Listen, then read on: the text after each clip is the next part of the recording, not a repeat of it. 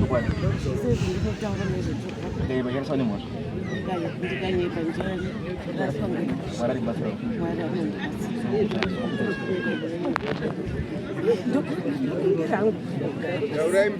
ndoda kukumbira kugara pasi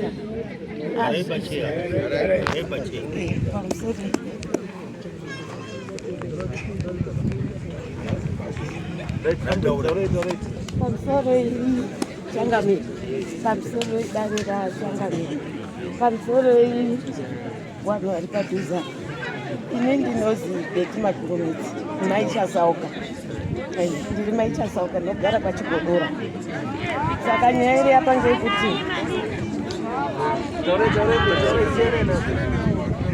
nyaya iri apa ngekuti kubva 2013 2012 2013 2014 2015 takanga takasara tiri 4 wana vanongerai Makurumidzi. Saka wamwe wangu wakabva watomwe muna 2012 2013 2014 wachibva watedzana kusoda ndobva ndasara ndega. Saka ndasara ndega 2015 ndakadaidzwa nemambo Mutasa mambo Pasi akati uya kuno ndobva ndaenda zvikazi iwewe mwana wedu wakuita makore akuita 15 akafa hapana uri kumboya kotaura kuti uri kumuitira zvakaitirwa mai yake ngoti mwana mai yake zitetereni ndikati papa newakuruzi ndiwo apera kufa inini handina chondaiziya ba zvikazi inonoripa ucharipa mambo Tendai wakataura namambo wacho ndakati aina nachonoramba ngoti ndima ndidaidza haina chondaiziya.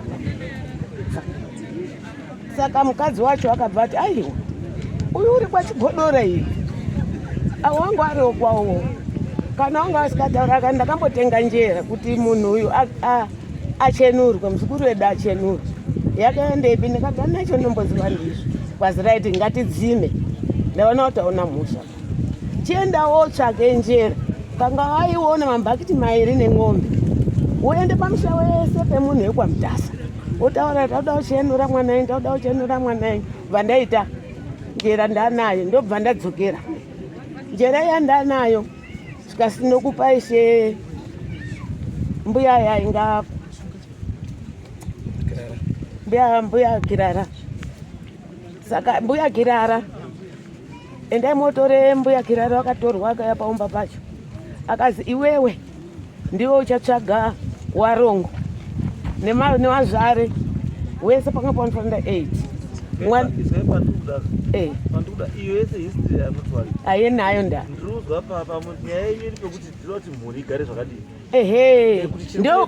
ipopo pa 2015 ndipo zvakatangira ndadini ndasara ndega. Takaenda nambuya Kirara tiri 2 wakapangana wakatsvaga warongo wake shuwa kuguta iyo akatsvaga akaona warongo 6 wamwe wakavhorondiya wega nevazvare 3. Saka wakachizozi ndimbuya Kirara aiwa tinonyika tega ini ndozombobvongo ndine mabasa endinoita mozoya mocho nanika isusu tanyika. Saka takaenda konanika kaenda konyika wakati mandosvika musee munosvika unodai uyu akanyatsonditaurira wobva wanyika mubva manyika mofuma kutoibvisa makusenseni ngokuti mwana. Saka takaita saizvozvo. Saka ipopo pakatanga noise nekuti njera iyi yaiswa mumba umo hamusi mewanhu avo manyikiri. Asi isusu nambuya Kirara samapenza uswa ndiyo akatibata kuti aiwa imimi musasabatikane ngezvinoitika zvese teedzai gwara rataura Changamire zvese zvavari kuita wanhu imimi nyararai takanyurura tichiisirwa mupondo tichidini asi hatina kutaura chiro. Takanyurura ikamera wakauya warongo wakagaisa rabikwa riri kubikwa ndaimbosara ndega. Ndakapona ndiMwari wangu naShemdhunda ndiwo akandichengeta ini ndaigugudzirwa ndakarara mukicheni muya waimboendawo ndaibatsirana razobikwa paitounzwa vanhu asina kupfeka wachipinzwa mumba imomo. Asi doro iri rapera ishe mukadzi uya muzvaro wakaenda kutaurira ishe wakati wakanga anditi kanga wapedza pa 2 weeks wouya ndakaenda kwashi. Isho akationa mwanangu atishaningisi ba zvatoitwa izvi, asi icho ndakuda kuzwa kuti doro remwana edu rakafamba ere. Unobva wabika, ndakabika chenura nechitsa pamwe chete. Handishori wanhu wekwamutasa, wakaita zvese zvawaiziya. Apo takaenda pacho zvazvangoita clear, zvikazi rakafamba right. Zvikazi asi munhu wacho wemakabikiro uda kutaura.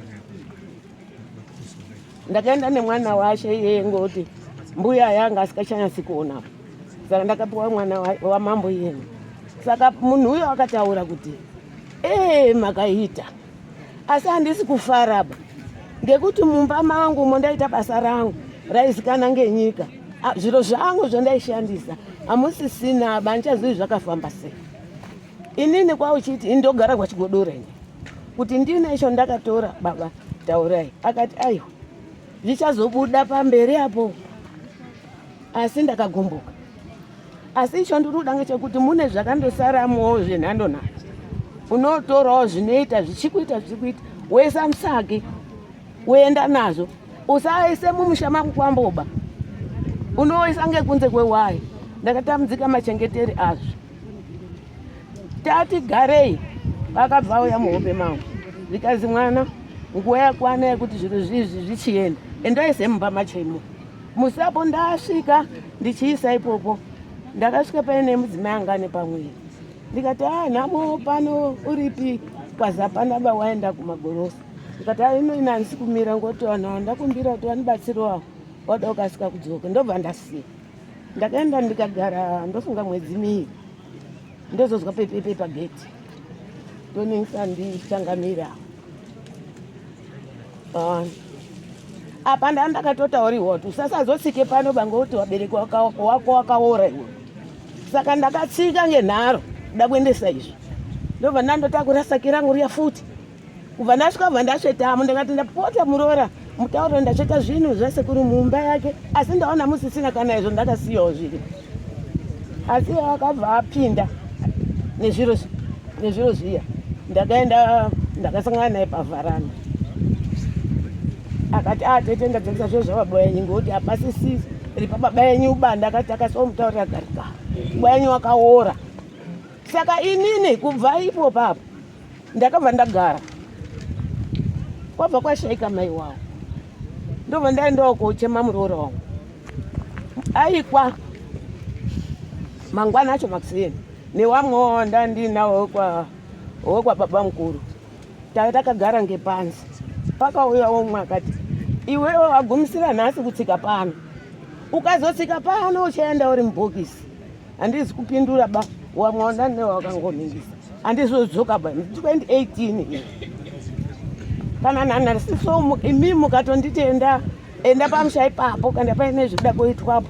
Aiwa inini wabereki wangu wakaora. Ndakuzwa ngewanhu wanochiuya manje.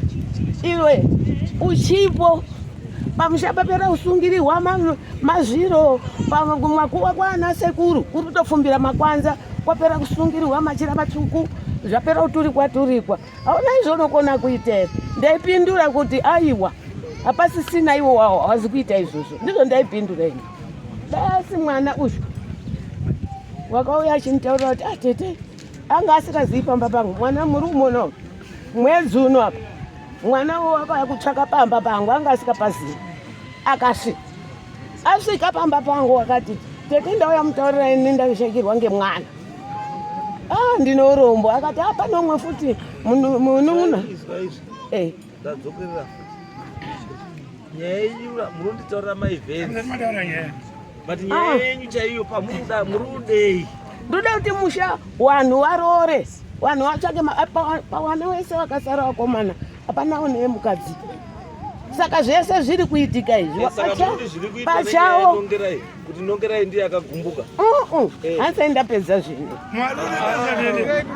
ndinodesa nanguwe ndinoromba hangu.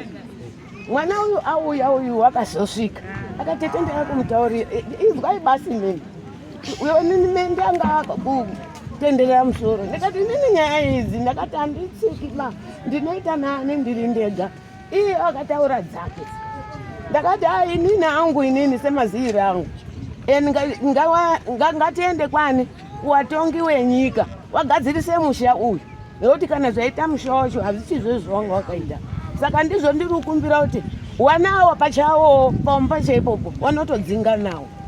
Kana wana wakasiiwa ndikefu hawaendipo wachogarapo. Kana inini handiendipo pangoni ndakatozi unoora. Izwa izvi zvatinotaura ndo zvandiri kutaura kuti chamuri kudai muda rubatsiro rwekuti musha uite zvakanaka. Ndiri kure inini. But ikazvo ndizvo ndiri kutaura kuti kana mukadaro munozwa kuti uyu anoti wakaora hausiri pano, mwana haana kuroora, uyu haana kuroora, uyu haana kuroora. Wese pana. Meaning kuti zvechiwa musha mune chi mune dambudziko ririmo. Saka imimi semunhu mukuru zvamunofanira kuita hani kuunongonedza pakuti uyu ari kunditi uyu ari kuti uyu ari kuti chiripo nechekuti imimi unganidzai vana ava wese handiti. Saka imi kana musingakwanisi kuunganidzasaka munatounganidzwe ndiani? Imimi ndini masara. Ndiri kukumbirawo nditokumba kwangu uko. Imimi izwai izwai kudati mamba waunganidze mushayo kudati mamba waunganidze vana aiwa kudati murude kuti wanawa watowiriranawo pachawo kana inini wasingandidi. Ndo saka ndiri kutaura kuti izvozvoka zvinoitwa imimi muripo hazviitwi imimi musipoba, because ndimi bambokadzi asara.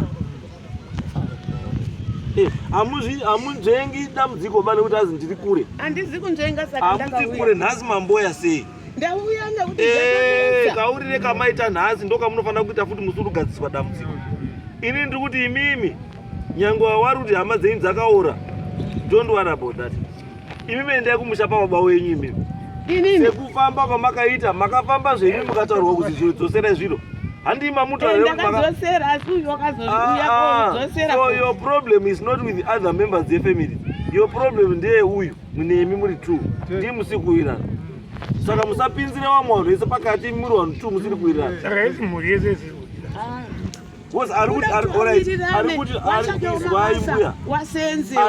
ari kuti hawana baba wenyu vakaora ndiani? Anoti baba wenyu vakaora iye ndotaurawo. Una mukoma wakewo.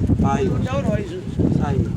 Aizo ndiri kutaura imimi tsvagai zuva handizo rekuti mese uyai pamusha panongerai. Saka namufuna mbuya teererai mani. saka maurire Muri kuuya toda kutaura isolution. makuramba Kuti endai kudai pamba panongerai. Ndatambudzika ini. Zvitaurwa. Chimbotitaura itizo. Soro iwe dada. Ndofunga tete watadza kunyazisa renyu.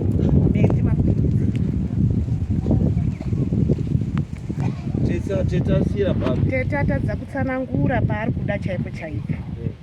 Isusu mumusha medu zvamuri kutaura kuti tiite dheti rekusangana hazvibudi. Vanhu vacho havadi kuti vanhu vasangane. Zvakafanana inini ndakamborwara. Ndarwara kudaro. Hatisi kuda kuti this case iite an individual issue. It's a family. Kana iri family issue. Wanokoma musoro mumhuri. Ngaingofambe iri family. Mhuri remains. Imi muri hazvibatiki kuti vanhu vaungane. Anotadzisa kuti mhuri ungane ndiani? Vanhu vacho havatoungana. Zvakafanana tete vari kutoramba kuti vanenge vasipo. Muri kuzviona. Havatouyi. Saka ivo vaona ini ndinoda kuteedza izvo ndakauya ndichitaura panhasiira kuti ndoda kuti mundibatsirewo kubatsirwawo kuti mushayo uite zvakanaka. Wakamuda kuita tete. Ndiko kuti hamubatsiriki ba uyu ari uko uyu ari uko uyu ari uko. Munotanga maungana. Munobatsirika muri pamwe chete kana kuri kuti kana sekuru kamutasa vanouya. Vanouya muri pamwe po. Vanouya muri pamba penyu taurai zuva rekuti musi wakati wana sekuru kamutasa wouya mese muripo pamba ipapo. Munhu wese aripo. Wana sekuru wakamutasa wokubatsirai muri pamba panongerai. Kwete uyo.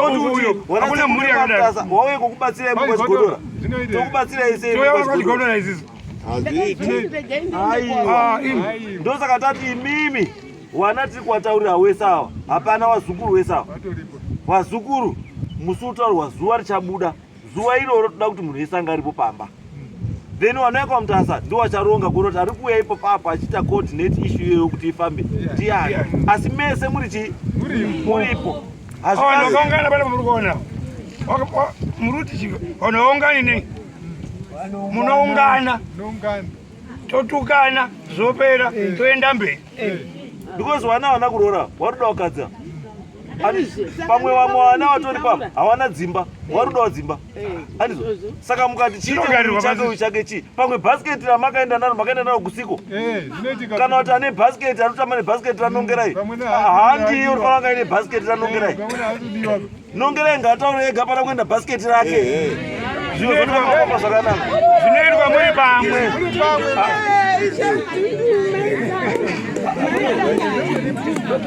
maita wanetseka inini hatiponeti mabhozi hatikura simba because nongerai hatinonzatambo murasa saka ndasara ndegazve ndochindozako kana uri mwana wanongerai uripo muri imwe chete wanouya watazipo isu chatakuda pamberi manje takuda kuti pamunoungana zviro zvanongerai ngazvive zviri pamberi zvese zvakakwana zveri ipapo kana kuri kutsvaga munhu achauya achitaura kuti zvinhu zviri kuenda panani nongerai uchataura ega kuti zvinhu zvangu ngazviende pananhingi ende zvichashanda sei musasiya zvimwe kwachigodora musanyeperana kuti muhakurapa ipo papa musambonyeperana kuti muhakurapa ipo papa hapana unorapa mesa hapana musanyepera kana munoyepa kuti muri kurapa muri maconment munoba mari dzevanhu muchishandisa zita ranongerai hatidi izvozvo chiendai apo motsvage endai motsvage mutipe zvadhete rekutoungana kwenyu nhasi touyeko endai pakona next case chikafu ngachinge chiriko naika